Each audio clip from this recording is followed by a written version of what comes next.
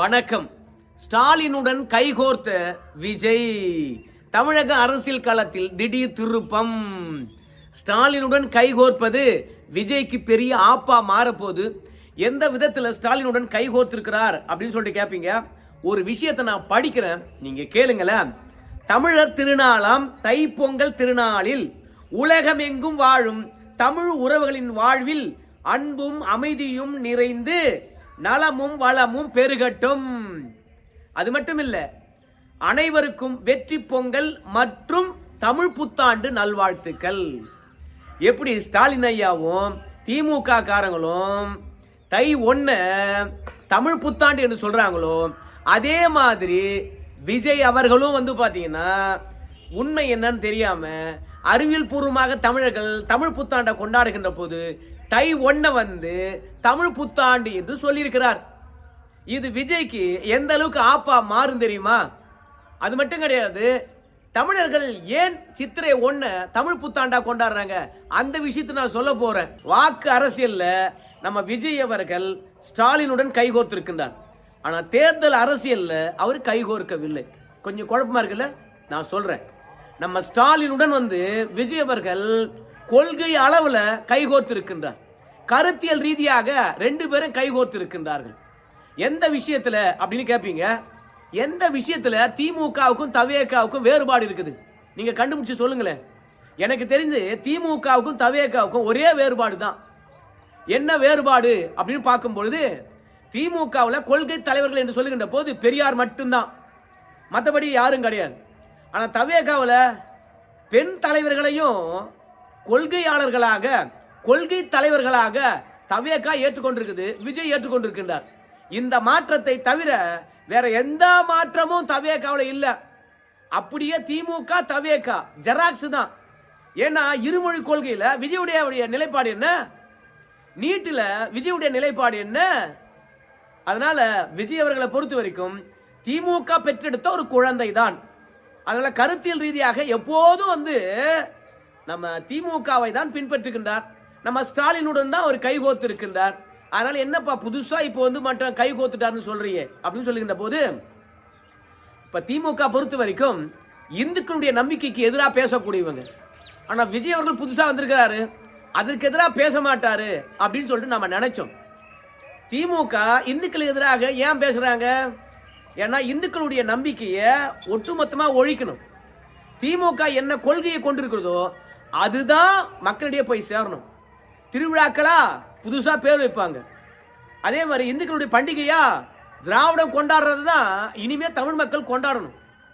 ஒரு தலைமுறை மாற்றத்தையே திமுக ஊடக பலத்தினால மாற்றிக்கிட்டு இருக்கிறது. சமத்துவ பொங்கல் என்று சொல்றாங்க. சரி, சமத்துவ பொங்கல் வச்சுவாங்க. எங்கயா சமத்துவ கிறிஸ்துமஸ், எங்கயா சமத்துவ ரம்ஜான்? தெரியவே இல்லை. அதே மாதிரி விஜய் அவர்களையும் கேட்கிறோம். நம்ம சமத்துவ கிறிஸ்துமஸ் கொண்டாடின விஜய் அவர்கள் சமத்துவ பொங்கல் எங்க ஏன் கொண்டாடவே இல்லை? அதனால இந்து மதத்தை அழிக்க வேண்டும், இந்து மத நம்பிக்கை அழிக்க வேண்டும், இந்து மத பண்டிகைகளுக்கு வேற பேர் வைக்கணும், கொண்டாடும் முறையை மாற்றணும், அந்த மக்களுடைய பாரம்பரியத்தை ஒட்டுமொத்தமாக தொடச்சி எறியணும். இந்த மாதிரியான பொங்கல் விழா எப்போதிலிருந்து ஆரம்பிச்சது என்று வரலாறு எழுதுகின்ற போது திராவிட இயக்கங்களும் தவேகா என்ற ஒரு கட்சி தொடங்குகின்ற போதுதான் இது மாதிரியான பாரம்பரியங்கள் மாற்றி அமைக்கப்பட்டது. அந்த காலத்துல மூட நம்பிக்கையை வச்சு கொண்டாடி கொண்டிருந்தார்கள். திராவிட இயக்கம் வந்தது, அறிவியல் ரீதியாக இவற்றை எல்லாம் கொண்டு வந்தாங்க அப்படின்னு போலியான வரலாறு ஊடக பலத்தின் மூலமாக இவங்களே எழுதி அதை நம்ம கிட்ட கொண்டு திணிக்கிறாங்க. இந்த விஷயத்துல தான் விஜய் அவர்கள் திமுகவுடன் கைகோர்த்து இருக்கின்றார். அப்படி என்ன கைகோத்துட்டார் அப்படின்னு கேட்பீங்க. நம்ம கலைஞர் அவர்கள் தான் தை 1 வருட பிறப்பாக கொண்டாடினார். தமிழர் திருநாள், உழவர் திருநாள், பொங்கல் விழா, அதை வருட பிறப்பாக கொண்டாடினாரு கலைஞர். அவர் அரசாணை வெளியிட்டு இனிமே தை 1 தாயா தமிழனுடைய வருட பிறப்புன்னு சொன்னார். ஆனா ஜெயலலிதா அவர்கள் வந்தாங்க, மாத்திட்டாங்க. ஆனா திராவிடத்தை பொறுத்த வரைக்கும் இந்த மாதிரி கருத்தியலை மக்களிடையே கொண்டு போய் திணிக்கின்ற பொழுது தனக்கு எதிர்ப்பு வலுக்கிறது, எவனோ ஓட்டு போட மாட்டான் அப்படின்னு நினைக்கின்ற பொழுது அதை பற்றி பேசவே மாட்டாங்க. அப்படியே கை கட்டி அமைதியா இருப்பாங்க. ஏன்னா வாக்கு வேணும் இல்ல அப்படின்றதுனால. இன்னைக்கு தை 1 போயாச்சு. ஆனா ஸ்டாலின் ஐயா அவர்கள் கலைஞருடைய ஆட்சியினுடைய நீட்சின்னு சொல்றார். கலைஞர் ஆட்சி செஞ்சார் இல்லையா, அந்த ஆட்சியினுடைய நீட்சி தான் நான் செய்யத்துன்னு சொல்றாரு. அந்த கலைஞருடைய ஆட்சியுடைய நீட்சியா இருந்தா கலைஞர் சொன்ன மாதிரி தை 1ஆம் தேதி தமிழ் புத்தாண்டு என்று வாழ்த்து தெரிவிச்சிருக்கணுமா இல்லையா? நம்ம ஸ்டாலின் ஐயா வாழ்த்து தெரிவிக்கல. எப்ப எதை பேசணும் என்று ஸ்டாலினுக்கு நல்லா தெரியும். ஆனா புதுசா அரசியல் களத்துக்கு வந்திருக்கக்கூடிய கூமுட்ட விஜய் அவர்கள் வந்து இந்த பொங்கல் திருநாளுக்கு வாழ்த்து தெரிவித்து விட்டு கூடவே வந்து தை 1 வந்து பாத்தீங்கன்னா தமிழர் திருநாள் வாழ்த்துக்கள் என்று இந்த வாழ்த்தையும் சேர்த்தே தெரிவிச்சிருக்கிறாருங்க. யார் கேட்டது?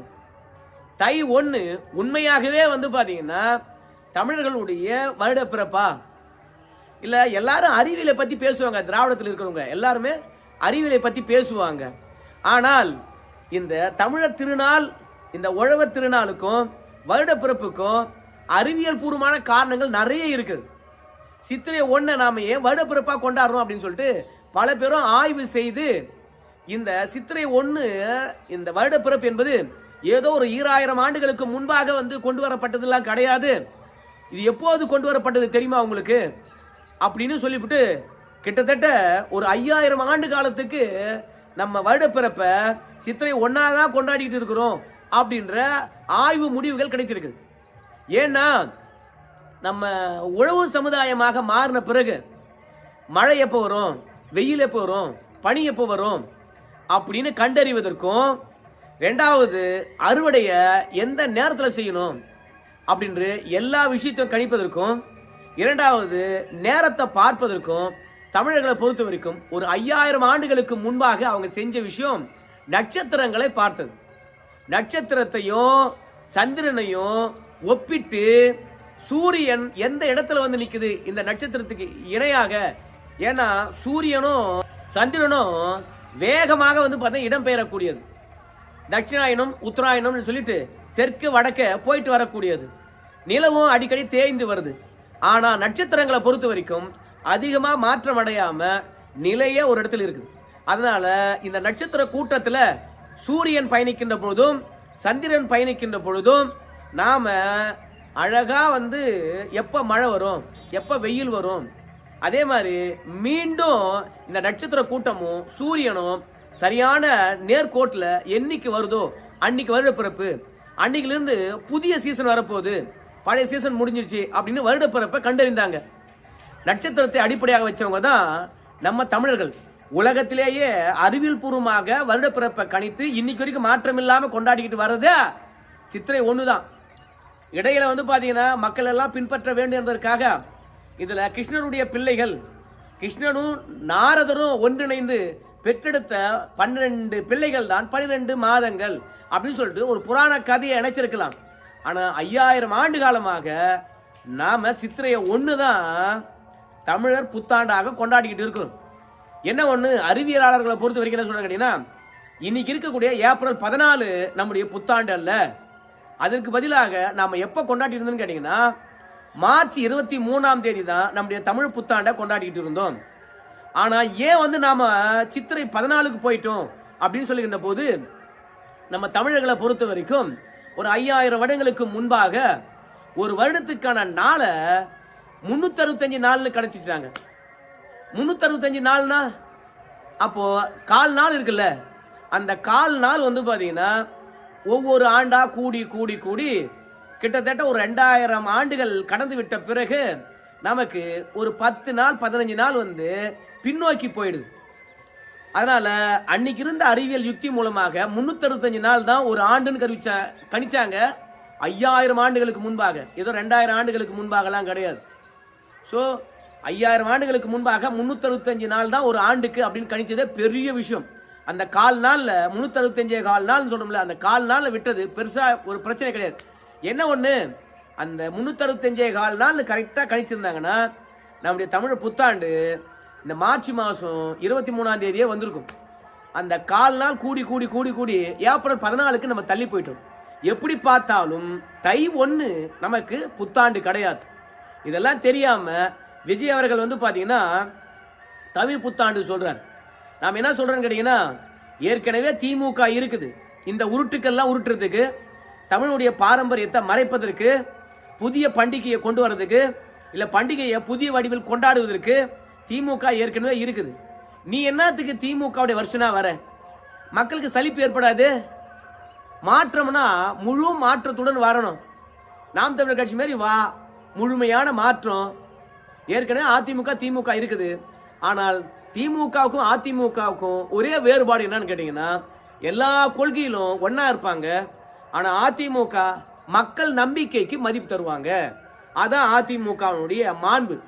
அதனாலதான் தமிழகத்தில் அதிமுக ஒரு 52 வருஷம் கட்சி, ஆனா 32 ஆண்டு காலம் ஆட்சி ஆண்டு இருக்குது.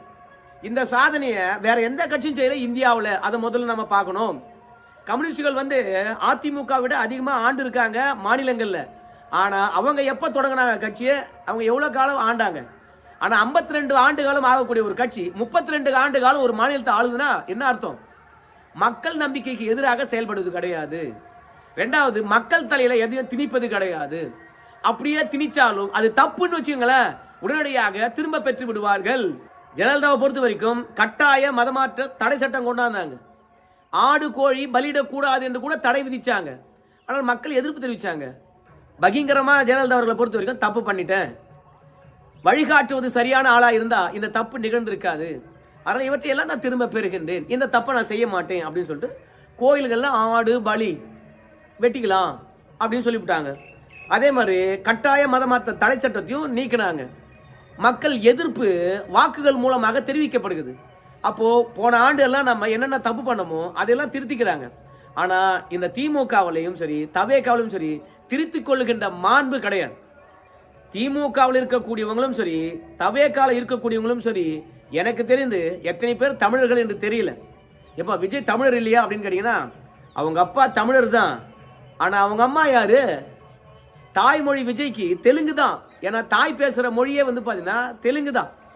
ஏன்னா அவங்க தெருப்பாடகராக இருந்தாங்க. பிழைப்பை தேடி தமிழகத்துக்கு வந்தோம். எப்படி வந்தாங்க அப்படின்னு விஜயுடைய அம்மா அவர்கள் பேட்டி அளித்திருக்காங்க. நீங்க போய் பாருங்க. ஆந்திராவிலிருந்து ஊர் ஊரா பாட்டு பாடிக்கிட்டு வைத்து ஜீவனத்தை தேர்த்திக்கிட்டு தமிழகம் வந்தாங்களாம். அதனால நம்ம ஷோபா இருக்காங்க இல்லையா, அவங்க அப்பா தான் இந்த அம்மா கை குழந்தையா இருக்கும்போது தமிழகத்துக்கு கூட்டின்னு வந்துட்டாங்களாம். அதனால இப்ப விஜய் அவர்களை பொறுத்த வரைக்கும் அவங்க அம்மா தெலுங்கா இருப்பதனால விட்டு கொடுக்க முடியாது. அதனால பெரியாரை சேர்த்துக்கிட்டாரு. எல்லாம் ஒரு பெரிய மாற்றம் கிடையாதுன்னு வச்சுக்கோங்களேன். அதனால அவங்களுடைய பண்டிகை அவங்களுடைய பாரம்பரியம் அதெல்லாம் கை வைக்கவே மாட்டாங்க. தமிழனா அதில் கை வச்சு இவங்க திருத்துவாங்க. ஏன்னு கேட்டீங்கன்னா, எதை கொண்டாடுறது இல்லை எந்த நாளில் கொண்டாடுறது அப்படின்னு குழப்பம் ஏற்படணும் இல்லை. அப்போ குழப்பம் ஏற்பட்டால் என்ன ஆகும்? சுத்தமாக அந்த பண்டிகையை கொண்டாட விட்டுருவாங்க. போக போக பார்த்தீங்கன்னா அந்த பண்டிகை கொண்டாடுற விஷயமே நீத்து போயிடும். அப்புறம் என்ன பண்ணுவாங்க? சமத்துவ கிறிஸ்துமஸ் கொண்டாடுவாங்க, அப்புறம் சமத்துவ ரம்ஜான் கொண்டாடுவாங்க. அதுலேயும் இந்த ஊடகம் இருக்குது பாருங்க. என்னவோ இந்துக்களை பொறுத்த வரைக்கும் வரிசை கட்டிக்கிட்டு பிரியாணிக்காக ஏங்கி நிற்கிற மாதிரி ரம்ஜான் வந்தாவே ஏன் மாப்பிள்ள பிரியாணி இல்லையா, ஏன் மாமா பிரியாணி இல்லையா அப்படின்னு பிரியாணிக்காக நாக்க தொங்க போட்டுக்கிட்டு இஸ்லாமியர் வீட்டில் போய் வரிசையாக நிற்கிற மாதிரியே பொய் பரப்புரை செய்கிறாங்க. அதனால நம்முடைய நம்பிக்கை என்னவோ, நம்முடைய பண்டிகை என்னவோ, எப்படி திராவிடம் அழிச்சுக்கிட்டு வருதோ அதே மாதிரி தான் விஜய் அவர்களும் பார்த்தீங்கன்னா நம்முடைய நம்பிக்கையை தொடர்ச்சியாக அழிக்கின்ற வேலையில் இறங்கியிருக்கிறாரு. ஸோ விஜயை பொறுத்த வரைக்கும் உண்மை தெரிந்து பேசணும், இல்லை கூட இருக்கிறவங்களாவது பார்த்தீங்கன்னா வரலாறு சொல்லித்தரணும், இல்லை அறிவியல் காரணங்கள் சித்திரை ஒன்றை கொண்டாடுவதற்கான எந்த அளவுக்கு நியாயமான காரணங்கள் இருக்குது அதையாவது படிக்கணும். எதுவுமே கிடையாது. திமுக சொல்லுதா அதை அப்படியே நான் கடைபிடிப்பேன். இது எதுக்கு நீ ஒரு கட்சி வச்சு நடத்துகிற? மொத்தத்தில் திமுகவுக்கும் தவேகாவுக்கும் மறைமுக கூட்டணி இருக்கத்தான் செய்யுது. ஆனால் திமுக நினைச்சது ஒன்று, ஆனால் தவேகா நடந்து கொண்டது ஒன்று. திமுக எதிர்ப்பு வாக்குகள் ஒட்டுமொத்தமாக அதிமுக போகக்கூடாது.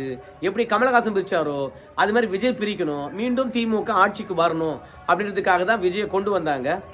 ஆனால் விஜயை பொறுத்த வரைக்கும் தொண்டர்களுடைய ஆர்ப்பரிப்பும் அவங்க ரசிகருடைய ஆர்ப்பரிப்பும் பார்த்த பிறகு திமுக என்ன ஜுஜிபி அவன் கொண்டு வந்தா அவனை எதிர்க்கக்கூடாதா அப்படின்னு சொல்லிவிட்டு திமுகவுக்கு எதிராகவே களமிறங்கி திமுக மாதிரியே காப்பி அடிச்சு இங்க பொங்கல் பண்டிகையை போய் தமிழர் வருடப்பிறப்பு என்று சொல்றாரு. முதல்ல உனக்கு ஒரு நம்பிக்கை இருக்கலாம், அந்த நம்பிக்கையை அடுத்த தலைமை இது திணிக்காத. அப்படி திணிக்கிறதா இருந்தா யார் ஏத்துக்குவாங்க யார் ஏத்துக்க மாட்டாங்க, எந்த அளவுக்கு அது உண்மை என்பதெல்லாம் ஆராய்ந்து செய்யணும். அப்படி இல்லைன்னு வச்சுங்களேன், திராவிடமானது நாளுக்கு நாள் தேர்ந்துக்கிட்டே வருது பாருங்க. அந்த மாதிரி விஜய் அவர்களும் பார்த்தீங்கன்னா தேர்ந்து போயிடுவாரு. இப்போ முதல் தேர்தலில் வந்து பார்த்தீங்கன்னா களம் காணுகின்றார் விஜய். ஆனால் இன்னும் போக போக பாருங்க அவருடைய செல்வாக்கு தேர்தலுக்கு பிறகு இருக்கவே இருக்காது. ஏன்னா 75 ஆண்டு காலமாக திமுக இருக்குது. அதே மாதிரி விஜய் வந்தா எத்தனை நாளைக்கு அவர் பின்னாடி ஓடுவாங்க. அதுலயும் தேர்தலில் நின்று தோத்துட்டாருன்னா விஜயகாந்தை விட படு மோசமா ஆயிடுவார் இவர். அன்னைக்கு விஜயகாந்த் வந்தாரு, திமுகவை எந்த விதத்திலும் காப்பி அடிக்கவே இல்லை. எதிரினா திமுக, எல்லா விதத்திலும் எதிரினார் விஜயகாந்த். அதனாலதான் கொஞ்ச நாளாவது அவரால் தாக்கு பிடிக்க முடிஞ்சது. ஆனா இன்னைக்கு திமுக எனக்கு அரசியல் எதிரி மட்டும்தான் என்று சொல்லிவிட்டு திமுக மாதிரி அரசியல் களத்தில் வந்து நின்னா ஒரே மாதிரி 2 பொருள் எதனா இருக்கு. ஒரே மாதிரியான சட்டை எதுக்கு ஒரு ஆளுக்கு 2? அதனால நிச்சயமா தமிழக மக்கள் தவேகாவை புறக்கணிப்பார்கள்.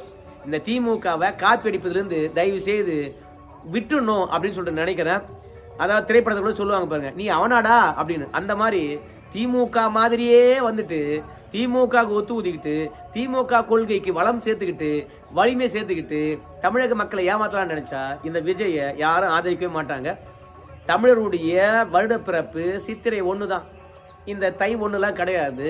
நீங்க உங்களுடைய கொள்கையை எங்க மேல திணிக்காதீங்க அப்படின்னு சொல்லிட்டு அரசியல் களத்துல தரவுகளை கையில் எடுத்துக்கோங்க, உண்மைகளை கையில் வச்சிருங்க. மக்கள் என்ன நினைக்கிறாங்களோ அதை பேசுங்க, மக்களுடைய எதிர்பார்ப்புகளை பூர்த்தி பண்ணுங்க. நீங்க வெறும் அறிக்கை மட்டும் விடாதீங்க, களத்துக்கு வாங்க. நீங்க வரலனா உங்க ஆளுங்க களத்துக்கு வர சொல்லுங்க. 2வது ரசிகர்கள் மட்டும் நம்பாதீங்க, நிர்வாகிகளை உருவாக்குங்க, வேட்பாளரை உருவாக்குங்க, வேட்பாளருக்கு பயிற்சி கொடுங்க. வேட்பாளர் தேர்தல் களத்தில் சந்திக்க வேண்டும் என்றால் என்னென்ன வேண்டும் என்பதெல்லாம் சகல சம்பத்தியும் தேடி அவருக்கான வழியை பாருங்க. அதெல்லாம் விட்டுவிட்டு திமுக வருடப்பிறப்புன்னு சொன்னா நீங்களும் வருடப்பிறப்புன்னு சொல்லிட்டு தெரியாதீங்க. மக்கள் ஏற்கனவே திமுக மீது கோபமா இருக்கிறான். இப்போ விஜயும் அதே மாதிரி சொல்லிட்டு வந்தா கடும் கோபம் அடைஞ்சிருவாங்க. அதனால திமுக தூக்கிடுறாங்களோ இல்லையோ, முதல்ல தவேகா தூக்கி எறிஞ்சிருவாங்க. அதனால ஸ்டாலினுடன் வந்து கருத்தியல் ரீதியாக கைகோர்ப்பதை முதல்ல விடணும். விஜய் தன்னை திருத்திக்கணும் அப்படின்னு வேண்டுகோள் வைக்கிறோம். சரி நண்பர்களே, இந்த வீடியோ தொடர்பாக உங்க கருத்து சொல்லுங்க. நன்றி.